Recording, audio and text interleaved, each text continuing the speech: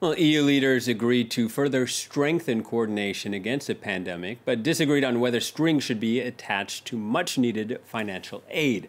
The bloc's 27 leaders held a video conference on Thursday. Earlier this week, Hungary and Poland blocked the EU's 1.8 trillion euro budget and recovery plan because access to the funds would be conditional upon respecting the rule of law. German Chancellor Angela Merkel said the EU would, quote, work very hard to find a solution, but stop short of threatening any punitive measures. Take a listen. This means that we cannot submit these documents to the European Parliament yet, and that there won't be a decision in the coming week. As holder of the rotating presidency, Germany will continue to talk to Hungary and Poland to see what can be done to secure their agreement. Well, the veto is likely to delay hundreds of billions of euros, all while the EU is grappling with a second wave of the coronavirus and also facing a double-dip recession. For more, let's cross to Brussels, speak to our correspondent, Dave Keating. Dave, morning to you out in Brussels. Tell us, no agreement was made, but was there at least any signs of progress?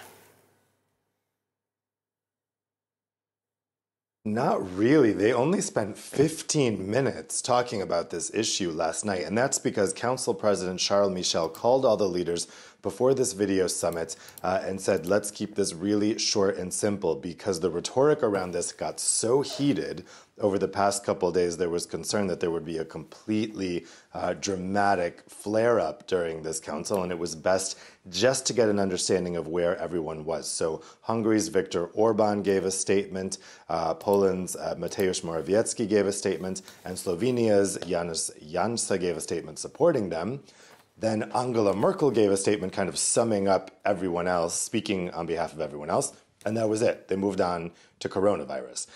So I'm told that Viktor Orban's statement was short and simple. There were no dramatic theatrics. There was no saber rattling.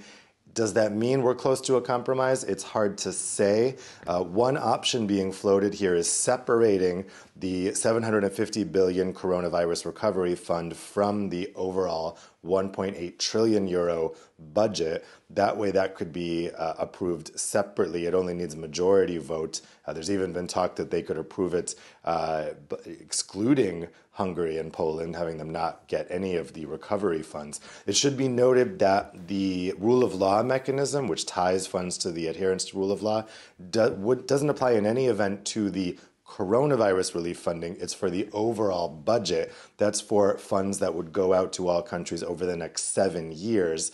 Poland and Hungary rely very much on those funds. So if they did strip this out, they could get the coronavirus recovery fund approved quickly, but that still leaves the budget unapproved, and that's supposed to go into effect January 1st.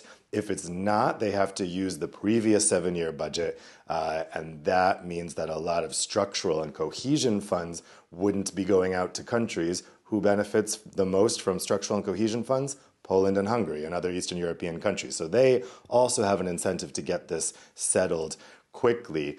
So we'll see. But the mood music we got from EU leaders last night, and particularly Angela Merkel, who is leading these negotiations, is that this is going to take still some weeks to resolve. Indeed, and as you mentioned, the pandemic overshadowing these talks. Tell us, what steps did EU leaders decide in hopes of tackling the second wave of the coronavirus? Well, they discussed coordinating exiting these second lockdowns. After the video summit, Commission President Ursula von der Leyen said she believes that the first lockdowns in Europe were ended too quickly and that lessons need to be learned from that. They need to coordinate the end of the lockdowns. Basically, they want no country to be moving faster than everyone else exiting the lockdown, because then people in other countries are going to point to that country and say, hey, they're exiting lockdown. Why can't we? We want to have a full Christmas while they are. They sounded pretty pessimistic about whether we're going to have anything even approaching a normal Christmas this year. It doesn't sound like they want people to be traveling for Christmas, although they wouldn't explicitly say it. They also talked about rapid antigen tests, these new tests that aren't nasal swabs. They're faster than the tests we've been using, but they are less reliable. There's been a lot of concern about those as many are coming onto the market. So they discussed whether actually they should restrict the use of those. They also discussed the new vaccines, how to distribute them, how to convince the public that they're safe. Ursula von der Leyen did have one bit of good news. I think it was really the only bit of good news last night, which is that the first two vaccines, she's been told by the European Medicines Agency, should be ready for approval by the second half of December. That's a lot earlier than we would have thought just a couple months ago. So that is a bit of good news. I should note that the leaders also got an update about Brexit, and several leaders, including France's President Macron and Dutch Prime Minister Mark Rutte, asked the European Commission to activate their no-deal Brexit contingency plans. They want preparations sped up. We are now just about 40 days away from the deadline. One of Michel Barnier's team tested positive for coronavirus, so they've had to suspend in-person talks. It's looking really, really bad in terms of getting a deal. And so EU leaders last night said to the Commission, this is it, let's go. We need to push the button on the contingency plans. They hope a deal can still be agreed, but the assumption at this point, to make sure everyone's prepared, needs to be that we are heading for a no-deal Brexit in 40 days.